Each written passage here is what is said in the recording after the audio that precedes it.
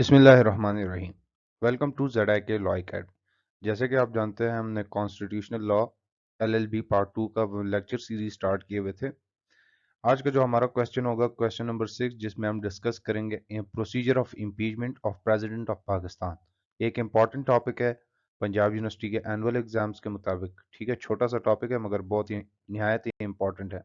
तो चले स्टार्ट करते हैं आज का लेक्चर। सबसे पहले तो इंट्रोडक्शन से स्टार्ट करते हैं। ठीक है, कॉन्स्टिट्यूशन जो पाकिस्तान का है 1973, वो मिक्सचर कॉन्स्टिट्यूशन है, पार्शली पार्लियामेंट्री है और पार्शली प्रेसिडेंशियल नेचर में।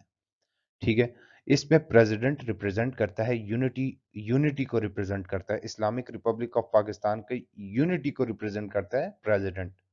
जो current parliamentary system of government है पाकिस्तान का, इसमें जो प्रेसिडेंट होता है वो कंसिडर किया जाता है, मतलब उसके पास कोई पावर्स एज सच नहीं होती। मतलब अगर पावर है भी तो वो on the advice of prime minister या कैबिनेट के एडवाइस पे इस्तेमाल करता है। ठीक है, खुद बजाते खुद इस तरह नहीं इस्तेमाल कर सकता। ठीक है, वो सेरेमोनियल हेड होता है स्टेट का। प्रेसिडेंट को रिमूव किया जा सकता है through process of impeachment. Impeachment का मतलब यह है कि removal of president from his office through certain procedure. ठीक है, ये जो प्रोसीजर है इम्पीचमेंट का वो आर्टिकल 47 में डिस्कस है कॉन्स्टिट्यूशन के। ठीक है, इम्पीचमेंट का प्रोसेस जो होता है वो पार्लियामेंट में मूव किया जाता है अगर प्रेसिडेंट पे कोई भी एलिगेशन लगी हो कि वो मेंटली अनफिट है, फिजिकली अनफिट है, या वो करप्शन में मुलविस है। ठीक है, सर्टेन ग्राउंड्स ग्राउंड्स हैं जो कॉन्स्टिट्यूशन में डिस्कस हुए हैं। ठीक है, या आर्टिकल 47 में बताया गया कि इन ग्राउंड में प्रेसिडेंट को रिमूव किया जा सकता है।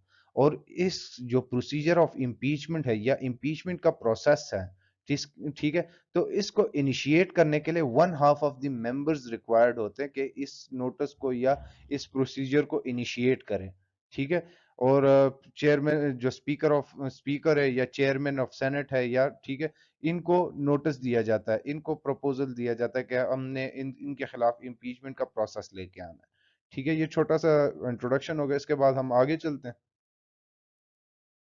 रेलिवेंट प्रोविजन पे आ जाते हैं। ठीक है, कॉन्स्टिट्यूशन जो पाकिस्तान का कॉन्स्टिट्यूशन है 1973, इसमें इम्पीचमेंट का जो प्रोसीजर है, ठीक है, वो आर्टिकल 47 में बताया गया है। ठीक है, पूरा आर्टिकल 7 में तकरीबन 5 6 7 क्लॉजेज हैं जिसमें पूरा प्रोसीजर बताया गया है कि इम्पीचमेंट का प्रोसीजर क्या होगा, ग्राउंड्स क्या है। ठीक है, प्रेसिडेंट को रिमूव करने के लिए कौन कौन से ग्राउंड्स रिक्वायर्ड है, अगर ये ग्राउंड्स होंगे तो प्रेसिडेंट को रिमूव किया जा सकता है।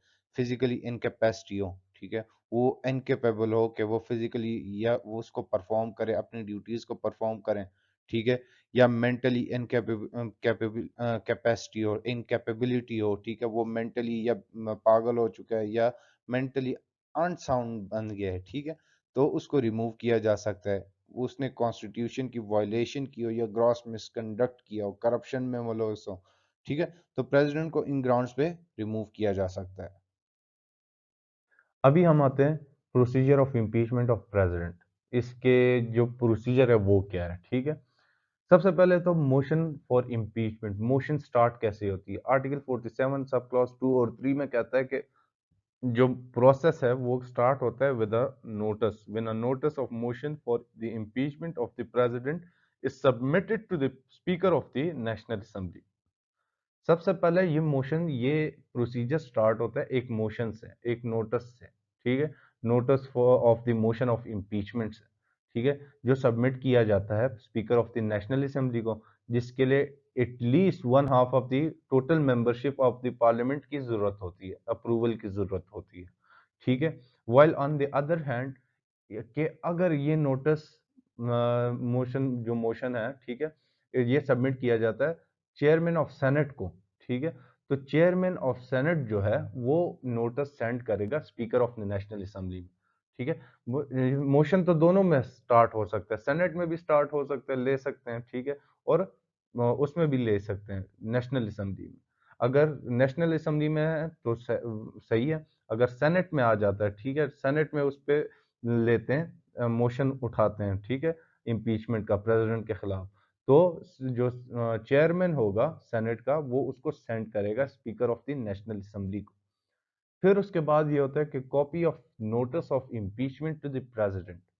जब स्पीकर को वो कॉपी मिलती है, ठीक है, नोटिस की कॉपी मिलती है, मोशन की कॉपी मिलती है, विद इन 3 डेज वो पाबंद है कि वो उन जब उसको वो वसूल हो जाती है, ठीक है, नोटिस वसूल हो जाता है इम्पीचमेंट का, मोशन वसूल हो जाता है इम्पीचमेंट का, उसके 3 दिन के अंदर वो उसकी एक कॉपी और उसके साथ जो एलिगेशंस लगे हुए हैं प्रेसिडेंट के ऊपर वो सेंड करेगा प्रेसिडेंट को, ठीक है, ताकि वो अपने आप को डिफेंड कर सकें या उसको पता हो कि मेरे पे कौन कौन से एलिगेशंस की वजह से मुझे रिमूव किया जा रहा है, ठीक है, या मेरे पे कौन कौन से एलिगेशंस लगे।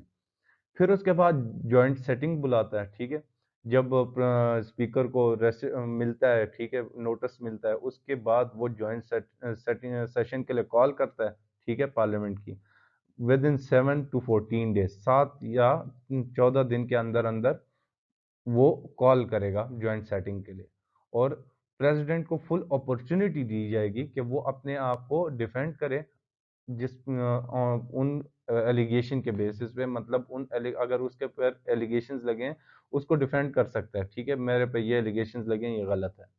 फिर उसके बाद ये होता है कि फॉर्मेशन ऑफ कमिटी, स्पीकर उसके बाद एक कमिटी फॉर्म करेगा, ठीक है, ताकि वो इन्वेस्टिगेट करे जो चार्जेस लगे हुए प्रेसिडेंट के ऊपर, ठीक है, ये कमेटी यूजुअली जो होती है इसमें दोनों सेनेट के भी मेंबर्स होते हैं और नेशनल असेंबली के भी मेंबर्स होते हैं।